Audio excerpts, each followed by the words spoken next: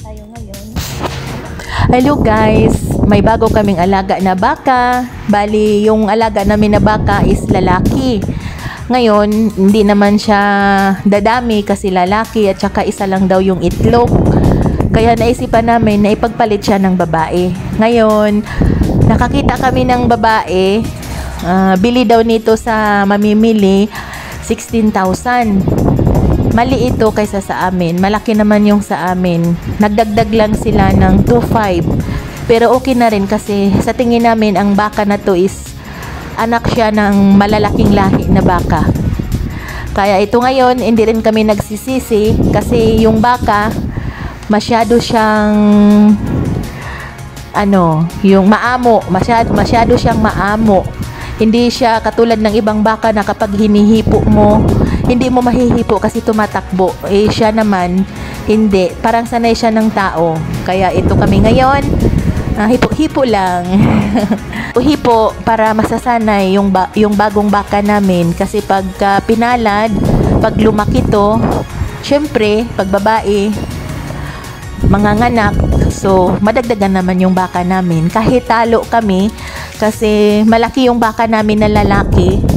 Gano'n naman kasi dito yung pag ikaw nagbibinta, ilang ng mga buyer ng mura. Pero kung ikaw ang bibili, mahal. Fair ang mga negosyante dito. Kawawa ang mga nag-aalaga, ang mga nagtatanim. Kawawa ang mga farmers kasi binibili lang ng mura ng mga buyer.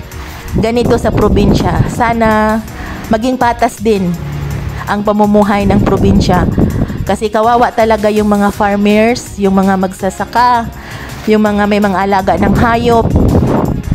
Mahal ang mga pagkain, lalo na sa baboy. Mahal ang mga pagkain ng baboy, pero kapag binibinta na, binibili lang nila ng mura.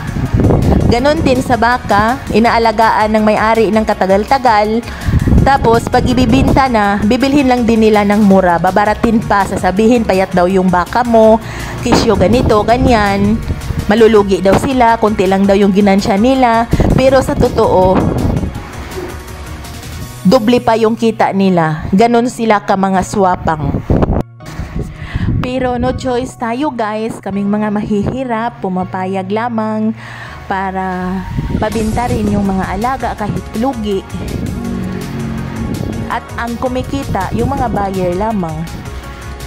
Kaya sana maging patas din ang mga mamimili sa mga nag-aalaga. Kaya kahit kami lugi, kasi nga mas malaki yung baka namin, hindi lang namin nakuna ng picture, pero malaki talaga siya. Kasi 5 years na siya Pero ito, 1 year pa lang daw.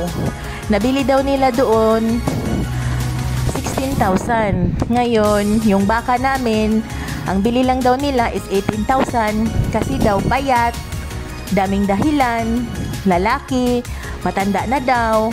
Parang unfair, pero matanda na ba yun? 5 years lang Pero dahil sa kagustuhan namin, mapalitan siya ng babae, kaya sinunggaban na lang namin at ito ngayon, ito na yung kapalit niya. Balang araw, paglaki nito, dadami rin to. Ito guys, ang baka, napakaamo niya, grabe. Hindi katulad doon sa baka namin na lalaki, na kapag nilalapitan mo, hindi mo siya malalapitan kasi tumatakbo.